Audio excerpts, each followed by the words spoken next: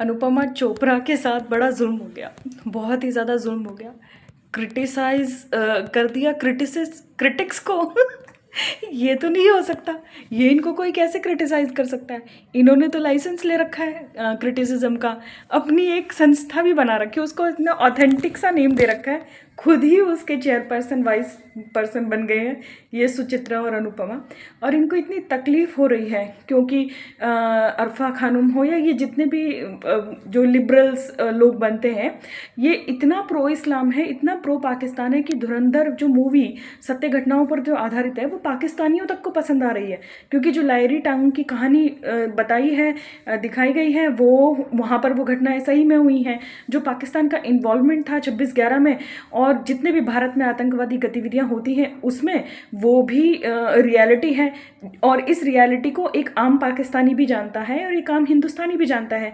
हम लोग न्यूज़ देखते हैं, न्यूज़पेपर पढ़ते हैं, कितने सालों से हम लोग इन खबरों के टच में हैं। लेकिन बॉलीवुड ने एक ऐसी झूठ की दुनिया बसाई हुई थी कि उसमें वो ये सोचता था कि कोई भी हमारे इस झूठ को चैलेंज न कर पाए। तो जैसे ही उनका झूठ चैलेंज होने लग गया, वैसे ही उनको इतनी ज़्यादा तकलीफ होने लग गई। मुगले आजम के टाइम से ही देख लीजिए, वो मुगले आजम वाली कहानी, अनारकली और ये वो मोहब्बत की कहानी, वो सारा बकवास था। ऐसा कभी कुछ नहीं हुआ। कोई ये लोग रोमांटिक वगैरह नहीं थे। जोधा अकबर को देख लीजिए, जोधा नाम की कोई औरत जिसकी अकबर से शादी हुई हो और वो इतना सेकुलर बिहेव करता हो, ये सब बकवास है। अकबर इतना क्रूर था कि उसने 30,000 सिविलियंस की हत्या करवाई है। जी हाँ, इस्लाम का जो सिस्टम है वो केवल सामने की लड़ाई, यानी कि जिनके पास हथियार होते हैं उनकी लड़ाई नहीं है। जो इस्लाम है उसका सारा सिस्टम यही है कि मौका पड़ते ही आप सिविलियंस पे अटैक करो, या उनको कन्वर्ट करो, उनका रेप करो, या उनको मार डालो। तो ये सारा सिस्टम चला ही आ रहा है। ये जो लिखा हुआ है, ये जो होता आया है, इस इतिहास को झुटलाने के लिए मुगले आजम और जोधा अकबर जैसी बनाई जाती, और टेररिस्ट को वाइट वॉश करने के लिए ये इन्होंने खबर दिखानी शुरू की। मिशन कश्मीर जैसे और दिल से जैसी ऐसी पिक्चरें बनाई जिसमें इन्होंने कोई ना कोई जो अन्याय है वो उस व्यक्ति के साथ दिखाया कि कोई बहुत भारी अन्याय हो गया है, इसलिए वो व्यक्ति बड़ा होकर टेररिस्ट बन गया। इस बकवास को जानबूझकर जो असली टेररिस्ट है उन्होंने भी यही दिखाया कि हाँ हाँ, हमारी तो पिटाई कर दी थी आर्मी ने, इसलिए हम जाके ऐसे बन गए। जबकि उन्हें पता है कि वो इस्लाम में जो लिखा है उसके हिसाब से कार्य कर रहे हैं। उन्हें जहाँ पाओ वहाँ काफिरों का कत्ल करो, ये लिखा है, बस उसी के हिसाब से कर रहे हैं। ना तो कोई गरीबी है, ना कोई बेरोजगारी की बात है, ना कोई अन्याय की बात है। अगर अन्याय से लोग टेररिस्ट बनते तो कश्मीरी पंडित बन जाते टेररिस्ट, एक भी नहीं बना उनमें से। तो कोई गरीबी से, कितने गरीब हैं देश में लोग, कितने बेरोजगार हैं, गरीबी से बेरोजगारी से टेररिज्म का कुछ लेना देना नहीं है। इस्लाम से लेना देना है, इस्लाम से लेना देना है। इसी मजहब के लोग टेररिस्ट बनते हैं। अभी डॉक्टर्स तक पकड़े गए हैं, वो टेररिस्ट नहीं है क्या? लेकिन ये लोग एक सत्य घटनाओं पर आधारित फिल्में जब से बनने लगी हैं उनको प्रोपेगेंडा कह रहे हैं।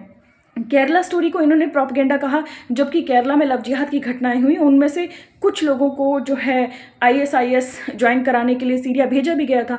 हाँ, नंबर्स में वो हो सकता है कि ध्रुव राठी ने कहा था ये इतना नंबर नहीं है, इस फिल्म में ज़्यादा दिखाया गया है, चलो एग्जैग्रेशन हो सकता है, लेकिन झूठ तो वो बात बिल्कुल नहीं थी। कम से कम जिन 3 लड़कियों की कहानी दिखाई थी वो तो बिल्कुल सच थी। उन 3 के साथ तो ऐसी चीज़ें हुई हैं। अभी बंगाल फाइल्स को ये झूठ बोल रहे हैं, क्या कलकत्ता में दंगे नहीं हुए, क्या नोआखली में ऐसे दंगे नहीं हुए? और दंगे भी कैसे, जेनोसाइड नहीं हुआ हिंदुओं का? तो बंगाल फाइल्स को ये झूठ बता रहे हैं, प्रोपेगेंडा बता रहे हैं।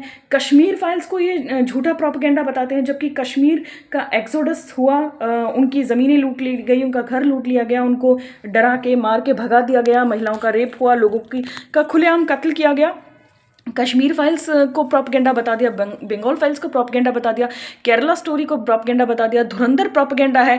लेकिन मुगले आजम सही है, जोधा अकबर सही है, मिशन कश्मीर सही है, दिल से सही है। ये सारे के सारे जो हैं वाइट वॉश करने में लगे हुए हैं टेररिज्म को, और अपनी चीज़ों को ये प्रोपेगेंडा नहीं बताते। PK में सारा का सारा एंटी हिंदू प्रोपेगेंडा था, लेकिन वो चीज़ इन्हें प्रोपेगेंडा नहीं लगती। तो जब इनको लोग क्रिटिसाइज़ करते हैं तो इनको ऐसी मिर्ची लगी है, बाय गॉड ऐसी मिर्ची लगी है कि ये लोग होश गंवा बैठे हैं।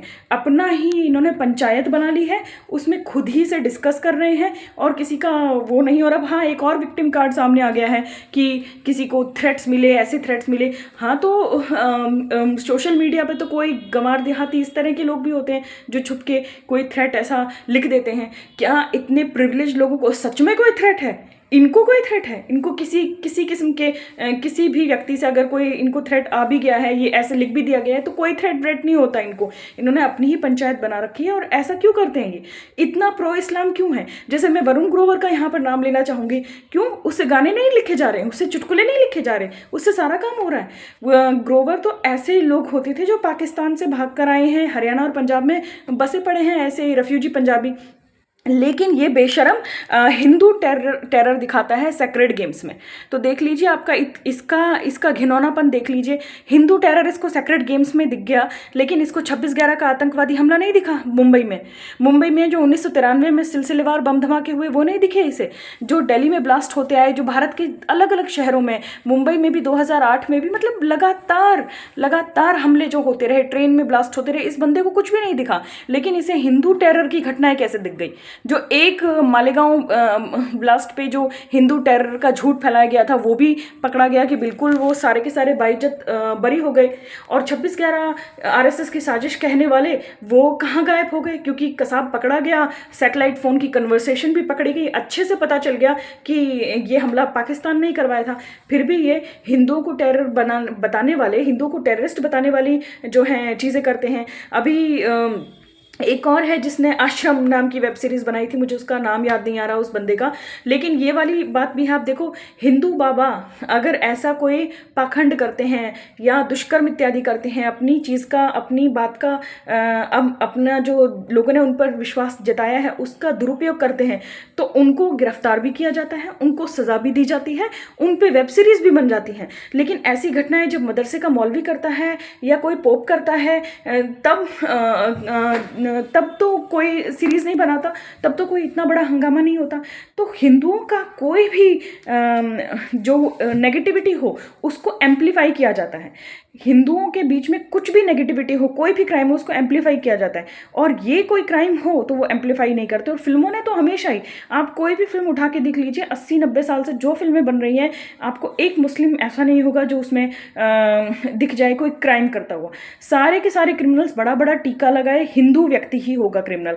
तो ये पहले दिन से बॉलीवुड प्रोपेगेंडा डाल रहा है। लेकिन जब असली फिल्में बनने लगी हैं, जब बारूमुल्ला जैसी, धुरंधर जैसी, कश्मीर फाइल्स जैसी, केरला फाइल्स जैसी और केरला स्टोरी जैसी इस तरह की फिल्में बनने लगी हैं, तो इनको बड़ी मिर्ची लग रही है। बंगाल फाइल से इनको बड़ी मिर्ची लग रही थी। तो आप देखिए, आप इस बात को समझिए कि देश जागता जा रहा है और अब वो इनकी इस दोगलाई को समझ रहा है। और दोगलाई समझ में आ रही है एथिस्टों की भी, दोगलाई समझ में आ रही है फेमिनिस्टों की भी। अब जितने भी आप एथिस्ट देखोगे जो खुद को एथिस्ट कहते हैं, वो इस्लाम के आगे कैसे मतलब कैसे साष्टांग प्रणाम उनका हो जाता है।